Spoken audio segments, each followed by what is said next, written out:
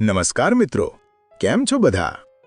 આજે વાત કરવી છે એક એવા છોડ વિશે જે કદાચ તમે બધાએ જોયો હશે, પણ એની તાકાત વિશે ભાગ્યે જ જાણતા હશો. આ કોઈ સામાન્ય છોડ નથી, પણ એક આખું આયુર્વેદિક મેડિકલ સ્ટોર છે જે આપણને કુદરત તરફથી મળેલું છે. આ સ્ટોરમાં છે સાંધાના દુખાવા, તાવ અને શ્વાસની તકલીફોની જબરજસ્ત દવાઓ. તો ધ્યાનથી સાંભળજો મિત્રો.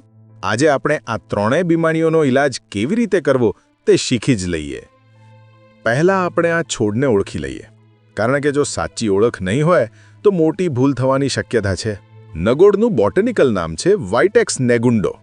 આ છોડ લામિએસી કુળનો છે, એટલે કે આપણા ઘરની તુલસી અને ફુદીનો જે ફેમિલીમાં આવે છે એ જ ફેમિલીનો આ ભાઈબંધ છે. નગોડ એક મોટું ઝાડવું છે જે 2 થી 5 મીટર ઊંચું થઈ શકે છે. એની ડાળીઓ થોડી રાખોડી હોય છે, પાંદડા 5 આંગળી જેવા હોય છે, ઉપરથી ઘેરા લીલા અને નીચેથી આછા રાખોડી સફેદ. ફૂલો નાના જાંબલી કે વાદળી રંગના હોય છે. ફળ નાના ગોળાકાર અને કાળા. અને ખાસ વાત, પાંદડાને સૂંઘી જોજો, એકદમ તીવ્ર સુગંધ આવશે. ગુજરાતમાં આ છોડ તમને ગમે ત્યાં મળી જશે. તો હવે તમે નગોડને ઓળખી ગયા ને? ચાલો હવે આગળ વધીએ.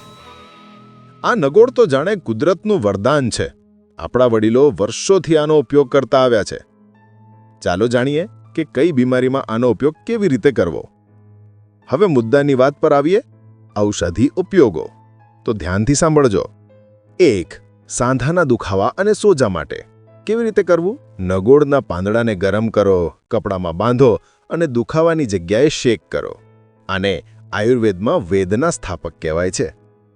2. શરદી અને શ્વાસની સમસ્યા માટે કેવી રીતે કરવું? પાણી ગરમ કરો, તેમાં નગોડના પાંદડા નાખો, પછી માથે કપડું ઢાંકી એની વરાળ લો.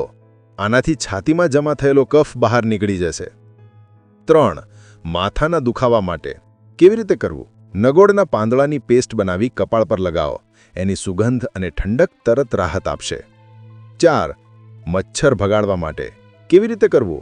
નગોડના સૂકા પાંદડાને સળગાવી ધુમાડો કરો. આ ધુમાડો મચ્છરોને ઘરથી દૂર રાખશે. 5. એન્ટીબેક્ટેરિયલ ઉપયોગ કેવી રીતે કરવું? નાનો ઘા કે ચામડી પર ચેપ હોય તો નગોડના પાંદડાનો રસ કાઢીને સીધો ઘા પર લગાવો. આનાથી ચેપ ફેલાશે નહીં અને રૂધ જલ્દી આવશે. આ બધા ઉપયોગો હું હવામાં નથી કહેતો મિત્રો. આના પાછળ વૈજ્ઞાનિક કારણો પણ છે. નગોડમાં ફ્લેવોનોઇડ્સ અને ટર્પેનોઇડ્સ હોય છે જે બળતરા અને દુખાવો ઘટાડે છે. એન્ટીઓક્સિડન્ટ અને એન્ટીમાઇક્રોબિયલ ગુણો પણ છે. એની સુગંધિત ઘટકો મચ્છરોને દૂર રાખે છે, જે વૈજ્ઞાનિક રીતે સાબિત છે. ભારતમાં CDRI લખનૌ નગોડના બળતરા વિરોધી અને પીડાનાશક ગુણો પર સંશોધન. NIA જયપુર આયુર્વેદિક દ્રષ્ટિકોણથી ક્લિનિકલ ટ્રાયલ્સ. IIT ગુવાહાટી નગોડના પાંદડાના અર્કના એન્ટીમાઇક્રોબિયલ અભ્યાસો. આંતરરાષ્ટ્રીય સ્તરે યુનિવર્સિટી ઓફ હોંગકોંગ ફ્લેવોનોઇડ્સ પર અભ્યાસ.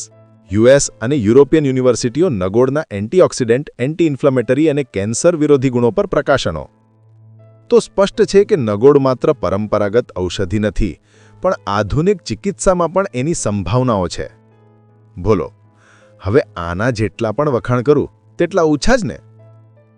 તો જોયું ને દોસ્તો, આ નાનકડો છોડ કેટલો કામનો છે. જો તમારી આસપાસ નગોડ હોય તો એને સામાન્ય ન સમજતા.